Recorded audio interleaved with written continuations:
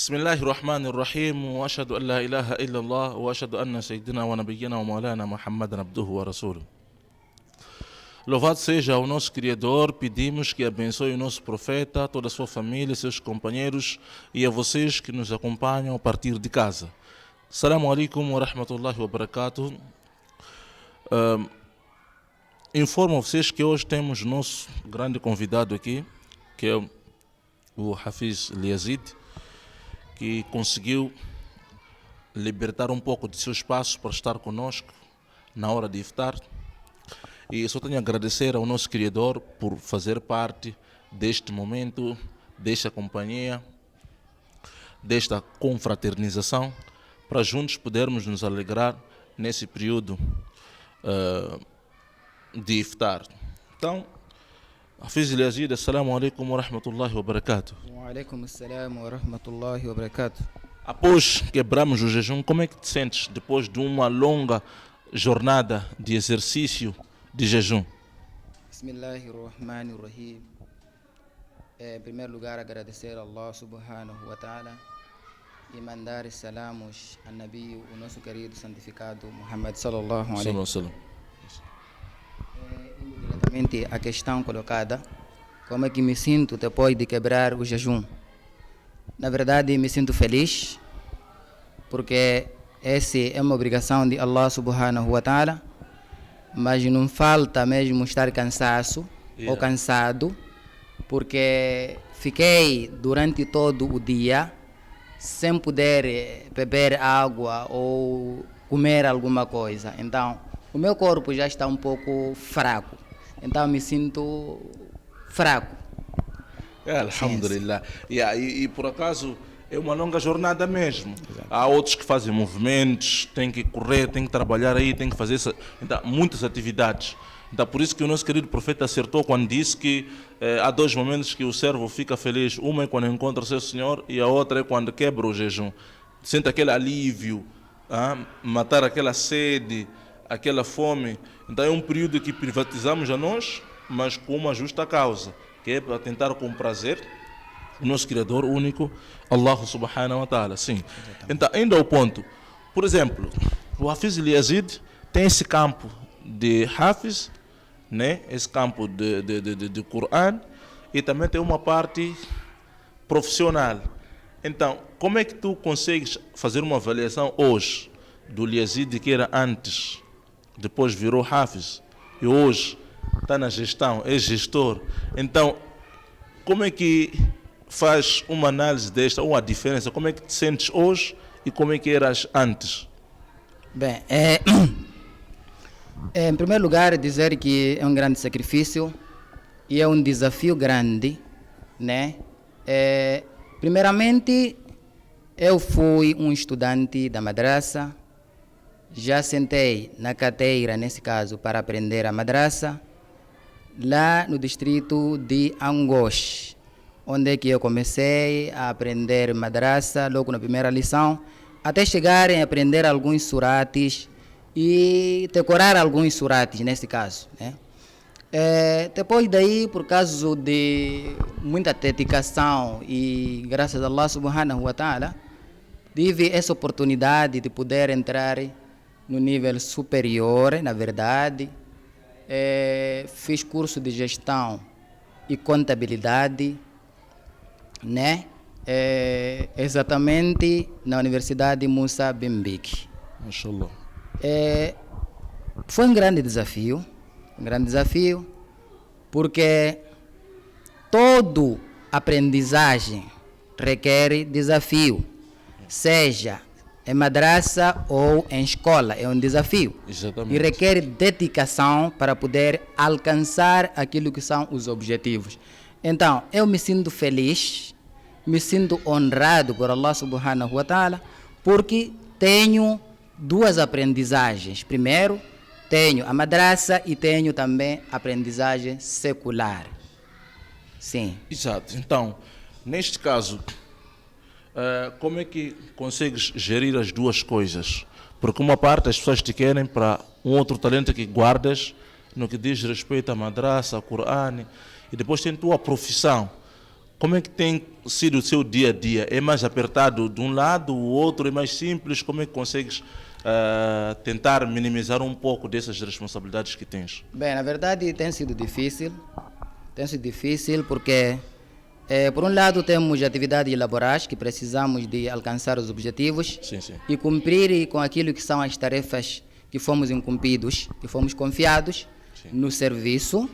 E, outro lado, temos que cumprir também as ordens de Allah subhanahu wa ta'ala, que é a nossa salvação do futuro. Tem sido uma tarefa muito difícil. Tem sido uma tarefa muito difícil, por quê? Porque você quer cumprir em dois lados e está a ser um pouco difícil. E automaticamente tem que escolher um lado. Ou fazer um equilíbrio entre os dois lados. Nesse caso, um tempo fica a frequentar aquilo que são as ordens de Allah subhanahu wa ta'ala, e o outro lado também não esquecer as tarefas diárias, que são as atividades laborais que nos dão pão de todo o dia. Então tem sido muito difícil, nesse caso, jogar esse tempo. Sim, sim. Mas, por exemplo, nessa tua trajetória, por exemplo, dessa questão do teu profissionalismo e tua juventude, praticamente você está ocupado. Para além dessa questão, tu tens uma área de gestão familiar. Então, como é que tem sido o Liazide de hoje? O gestor de hoje com o de ontem, que tinha mamãe, tinha um irmão, tinha alguém, tinha um tio para poder dar suporte em alguma coisa. E agora é você, as pessoas precisam de você. Como é que eu olho essa situação para essas pessoas? Bem, é difícil. É difícil. Sim. Mas com a ajuda de Allah subhanahu wa ta'ala, conseguimos gerir o processo, né? E também requer a compreensão, né? Das próprias pessoas que estão no nosso redor, as pessoas que nos precisam, né? Para podermos assessorar. Então, não é algo fácil para gerir a vida, porque estamos num ambiente em que precisamos de correr um lado pelo outro para ter o pão diário. Isso é difícil. Liazide do ontem e Liazide de hoje. Liazide de ontem, quase tudo era fácil. Mas agora Liazide precisa de procurar. Precisa de se dedicar mais para o quê? Para deixar pão na mesa. E isso é difícil. Não é uma tarefa fácil. Exatamente. Sim, sim. Tendo em conta que a própria nossa economia, né?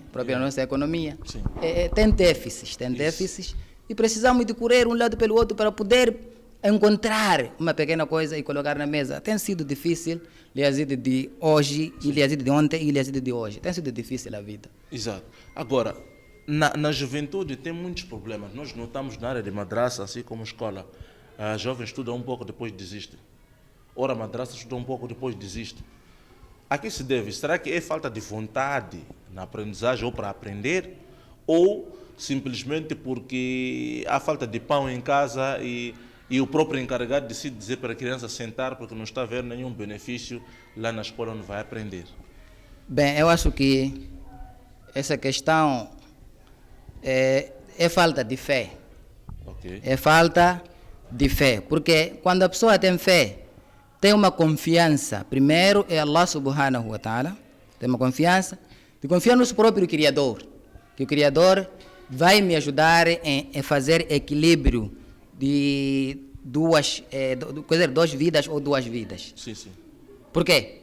Estamos a dizer que um lado tenho madraça, o outro lado tenho atividades laborais, mas aqui se eu tiver fé, consigo jogar, porque sei que tudo acontece, ou seja, nada acontece a não ser permissão do próprio Criador, Allah subhanahu wa ta'ala. Exato. Então, a juventude se deixa de aprender madraça, não é por causa da economia em que nós estamos a enfrentar, não é por causa do déficit que nós estamos a enfrentar da economia, mas sim por causa da fé, porque requer fé.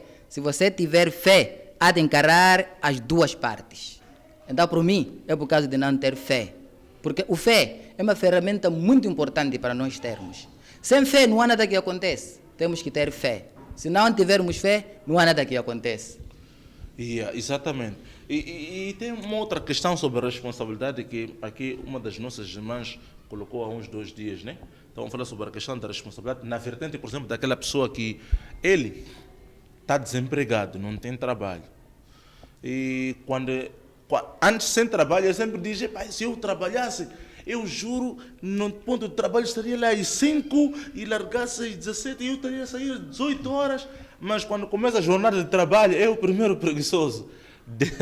Deixa de cumprir com o horário e, como se não bastasse também, começa já a reclamar, mas todos os dias uma pessoa tem que trabalhar, será que não há um dia para folga, para descansar? Então, quer dizer, ele quer muitas facilidades, mas antes disso, ele falava 100%, mil maravilhas, mas na hora H para trabalho, para pequena tarefa, já está a reclamar. Como é que nós podemos olhar nessa situação? Não falo só na área, no campo juvenil, na área juvenil, como também há alguns idosos também com esse comportamento. Então, nós como é que podíamos ajudar, ou qual seria a opinião mais viável que tu tens para poder ajudar a inspirar essas pessoas a serem um pouco mais fortes? Porque há outros, até através de jejum, também trazem essas desculpas que não temos que reduzir o tempo, coisas assim. Como é que consegues ver essa ala fora do Ramadã ou assim como dentro do Ramadã?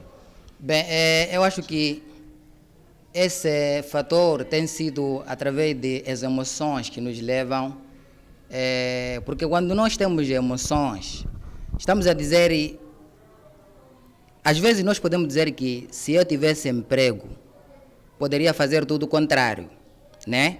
Mas através de emoção, se eu tivesse, mas depois de conseguir, como a Olana estava a dizer, depois de conseguir, você começa a se deslixar daquilo que são as laborais. Exato. Isso eu olho como se fosse falta de responsabilidade. Falta de responsabilidade. Porque nós temos que ter responsabilidade, temos que ser responsáveis das nossas ações, assim como o nosso comportamento. Temos que ser responsáveis. Se eu pedir a Deus, né, se eu tivesse emprego, e Deus vai me conceder o emprego, mas depois daí eu vou me deslixar e vou esquecer que eu pedi a Allah subhanahu wa ta'ala emprego, né? E aquele desleixo pode me levar já a perder o próprio emprego. E eu vou culpar a quem? Posso culpar a Allah e posso culpar as pessoas que são os líderes daquela instituição. Exato. Então, eu acho que é falta de responsabilidade. Porque as emoções, na verdade, temos que controlar. Nós todos somos, nesse caso, somos emocionados. Por exemplo, eu antes de começar a trabalhar, Exato. na verdade, eu sempre sonhei de ser um grande gestor, de ser um grande líder, né? Exato. Mas acredito eu que depois de ser colocado a trabalhar, né? Depois de ser colocado a trabalhar, eu comecei a ver que para ser um líder ou para ser um grande gestor precisa de ser responsável por si, ter autorresponsabilidade. Para quê? Para responder àquilo que são as exigências da própria vida diária. Exato. Sim. E nós também conseguimos, porque há várias pessoas que muitas vezes não entendem o que lhe faz ser quem ele é no campo de trabalho. Por exemplo, há pessoas que quando vão trabalhar, eles levam como se fosse a obrigação do serviço fazer as vontades dele. Ele não está a perceber que para ele ter o seu pão depende daquele serviço, ou para que a sua família tenha uma alimentação adequada, depende daquele serviço. Mas ele não, ele faz tudo ao contrário, quer que tudo seja da obrigação da empresa ou onde ele está, que tem que satisfazer todas as suas vontades e caprichos. Neste caso, o que seria um empate entre as duas áreas? Para a parte empregadora e para aquele que quer que seja empregado nesta mesma instituição. Bem, nós falando de gestão, nós temos aquela ferramenta que chamamos de reciprocidade organizacional. Exato. A reciprocidade organizacional funciona em troca de, posso dizer, troca. Qual é a melhor palavra? Okay. Troca de, posso dizer, de experiência, né? Sim. Por exemplo, a reciprocidade funciona como? Funciona, eu preciso de ti e você precisa de mim. Exato. Então, todo aquele que é colocado no campo de serviço não pode olhar como se fosse uma obrigação, mas sim algo que eu preciso para a minha vida pessoal e também a empresa precisa de mim, aquilo que são meus esforços. Aqui existe uma reciprocidade organizacional. Exato. É troca. Eu preciso de ti e aquele precisa de mim. Então tem que existir essa troca. Por isso, para mim, não é uma obrigação você trabalhar naquela instituição. E se você levar em conta que aquilo é uma obrigação, automaticamente você não vai fazer perfeitamente as atividades laborais. Porque você está fazendo por obrigação. Nós não podemos fazer por obrigação, temos que fazer por amor. Por amor. Eu preciso de fazer isso, por responsabilidade. Ser responsável por nós mesmos e saber, depende disto para eu colocar pão diário em casa. E isso também é uma das formas de um contentamento pessoal. Sim. Porque uma das coisas que pode criar descontentamento é você leva tudo na obrigação e se caso houver acréscimo, por exemplo, nós temos um horário das 7, por exemplo, ou das 8 às 17, ou das 8 à hora que for estabelecida, e naquele período você sabe que tem hora de largar, sim, você é pago por aquele tempo. Mas existiu aí uma pequena tarefa, que eles pedem, desculpa, estou a pedir para tentar fazer isso, eu sei que estás fora da hora, podes me ajudar a fazer isso? Ele diz, não, já larguei, pode deixar ele fazer amanhã. Este comportamento, para quem tem fé, como é que nós olhamos nisso? Bem, o comportamento não é positivo. Yeah. O comportamento não é positivo porque nós temos que saber o que nos dá pão diário, né? Não Sim. podemos olhar que é do fulano. Temos que saber que é nosso. Essa empresa ou essa prestação de serviço ou qualquer que seja a organização é nossa. Seja o empregador, assim como eu que sou empregado. Yeah. Então, se existir uma tarefa pertinente, se nós deixarmos, temos que saber que estamos a sabotar aquelas que são atividades diárias, que são atividades da empresa. Então, quando existir essa necessidade de ficarmos até acima da hora, né? Sim. Se for um responsável, deve ficar. Porque se não ficar e as atividades ficarem, nesse caso, comprometidas, né? Yeah. E nós podemos não ter o nosso pão diário. O empregador fica comprometido e nós também ficamos comprometidos naquilo que é o nosso objetivo na empresa, sim, que é sustentar a nossa família. E é aquela empresa que nos dá o sustento diário da nossa casa ou da nossa família. Então, por mim, quando existir uma necessidade, né, de ficarmos até acima da hora, que são chamadas horas extras, né, temos que cumprir. Temos que cumprir, mostrar o padrão que eu não estou a fazer por medo, mas sim estou a fazer por amor. Que eu fui colocado aqui, fui confiado aqui, e eu preciso de responder aquilo que foram as confianças dos líderes ou dos chefes. Exato. Então, para mim, a pessoa que deixa o serviço só porque está acima da hora, essa pessoa não tem responsabilidade. Não é responsável. Se for responsável, tem que cumprir as horas extras. Exato, porque isso aí, fornecer off-duty muitas das vezes prejudica. Nós podemos não crescer profissionalmente. Porque você só considera um período, trabalha até aqui, pronto, terminou, vai embora. Mas existe alguma coisa que você precisa aprender, pode acrescentar que um dia você vai encontrar uma oportunidade fora, vai precisar daquela componente. Hoje nós podemos não perceber porque estamos a trabalhar, ou queremos pão, ou olhamos que não, se calhar o pão não é suficiente, aquele descontamento todos os dias quando sentam no local de trabalho, já é frustração para cada tarefa, ok? Pedra no sapato. Então, se nós optamos por essa sua ideia, por exemplo, essa questão de poder tentar fazer para aumentar nossa responsabilidade, automaticamente nós estamos a crescer profissionalmente. E isso podemos não ver hoje, mas o dia em que estivermos num outro departamento, num outro serviço, sim, nós vamos tentar entender e fechar isso. Isso vai nos ajudar num outro local. Não se sabe aqui ou onde, porque não sabe o destino daqui para aqui, onde é que o nosso Criador pode nos colocar amanhã. Então, eu acho que isso é uma das coisas que falta em muita gente. Estás a ver, né? Precisa falta de muita gente, porque nós só queremos trabalhar, sonhar de trabalhar, fazer tudo, etc. Mas quando encaramos o trabalho, fica muito difícil. Yeah. Então, só para fechar, por exemplo, sobre essa questão de gestão, como é que nós poderíamos, para aquela pessoa que tem seu pão, ganha-pão mínimo, ou um subsídio. Como é que ele poderia gerir dentro da sua família nesse período de Ramadã? Só para terminarmos, na sua opinião, como é que poderias aconselhar a gerir esse seu valor, nem que seja pequeno? Porque pequeno, tudo que é valor, tudo que é bênção do nosso Criador é muito. Mas se for bem gerida, pode ajudar. Mas como nos ajudar nesse sentido, para nós que não conseguimos gerir, que estamos todos os dias a reclamar que o pão não chega? Bem, essa ferramenta de gestão é necessário em todo o canto do mundo. Costuma-se dizer que sem gestão não se faz nada. Gestão é o quê? Gestão é você fazer um plano. Fazer o plano, organizar o seu plano, dirigir o seu plano e controlar o seu plano. Então, se uma pessoa não tem gestão, significa não estar organizado nem em casa, nem no serviço. Por exemplo, nós imaginamos que estamos no tempo de jejum, precisamos de colocar pão, nesse caso, na mesa, né? Então, para nós colocarmos pão na mesa, precisamos dessa ferramenta de gestão. Exato. Porque a gestão, toda a gente quer ser gestor, mas como aplicar a gestão? Exato. É que é difícil. Como aplicar a gestão? A gestão é difícil de aplicar. É isso que estou a falar. Precisa de plano, precisa de fazer o plano diário. Mesmo a nossa mulher em casa faz plano. Sem plano não se faz nada. Exato. Mesmo você quando sai e vai no mercado, precisa de fazer plano primeiro. E precisa de organizar o seu plano. E isso é que é gestão. Gestão é planificar, organizar, dirigir e controlar. Se você não faz controle, não organiza, não dirige e não controla o seu plano, automaticamente você fica comprometido. Não vai conseguir gerir o seu processo diário em casa. Não vai conseguir. Então, a gestão é isso. A gestão é a vida. Exato. Malana, sem a gestão, não existe nada para se fazer.